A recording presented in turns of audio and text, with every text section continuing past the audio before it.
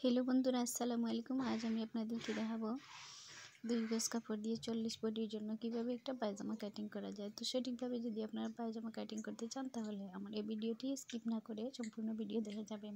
এবারে আমি কাপড়টাকে ভালো করে আয়রন করে বসিয়ে নিচ্ছি। আর এখান থেকে আমি প্রথমে 1/2 ইঞ্চি পরিমাণ কাপড় এখানে আমি নিয়ে নিচ্ছি সেলাইয়ের জন্য, আর এটা আমি দাগ টেনে নিচ্ছি। এটা আমি সেলাইয়ের জন্য আলাদা অংশ করে নিচ্ছি। এখন আমি এখান থেকে লম্বার মাপ নিব। উপরে আমি 6.5 ইঞ্চি রেখে এখান থেকে আমি 35 ইঞ্চি লম্বা নিয়েছি, আর সেলাইয়ের জন্য আরও 2 ইঞ্চি নিয়েছি। এখানে আমি সেলাইয়ের জন্য আরও 2 ইঞ্চি বাড়তি নিয়েছি যাতে আমরা মুড়িয়ে সেলাই যায়। তো এখানে আমি স্কেল দিয়ে সমান করে আমি দাগটা টেনে নিচ্ছি।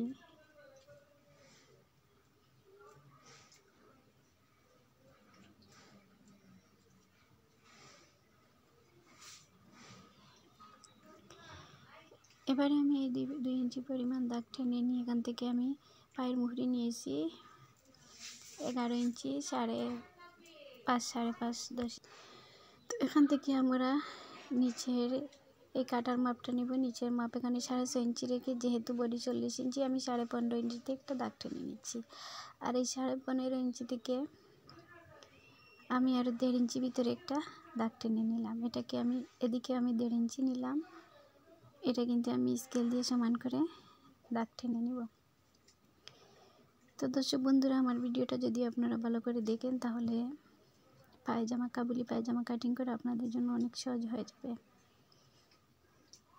এভাবে স্কেল ধরে ধরে আমি কিন্তু সমান টান দিয়ে নিচ্ছি। আর এখন আমি এখানে গোল রাউন্ড দিয়ে দিব। এখানে আমরা এভাবে রাউন্ড করে নিব। এটা আমি রাউন্ড করে নিচ্ছি ভালো করে যাতে দেখা যায়, তাই জন্য আমি বারবার ওভার রাইটিং করছি, কারণ আমার মার্কার চোখ শেষ হয়ে গেছে, তাই আমি পেন দিয়ে এখানে মার্ক করে নিচ্ছি। এভাবে স্কেলটা ধরে আমার সম্পূর্ণ পায়ের দিকটা এভাবে আমরা দাগ টেনে নেব। কাবুলি পায়জামা কাটিং করে একদম সহজ। যদি আপনারা বুঝতে পারেন মাপটা, তো আমার এখানে নিয়ে নিচ্ছি কাবুলি পায়জামাটা এইখান থেকে এইভাবে, আর পায়ের মাপটা এখানে।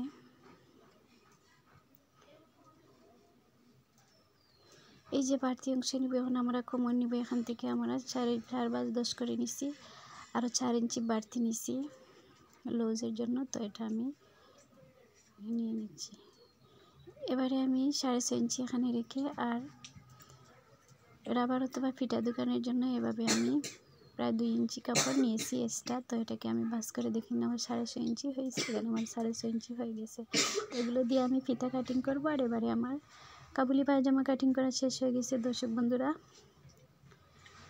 আপনাদের কাছে কেমন লাগলো কমেন্ট করে জানাতে ভুলবেন না। তো ভালো থাকেন, সুস্থ থাকেন সবাই। আসসালামু আলাইকুম।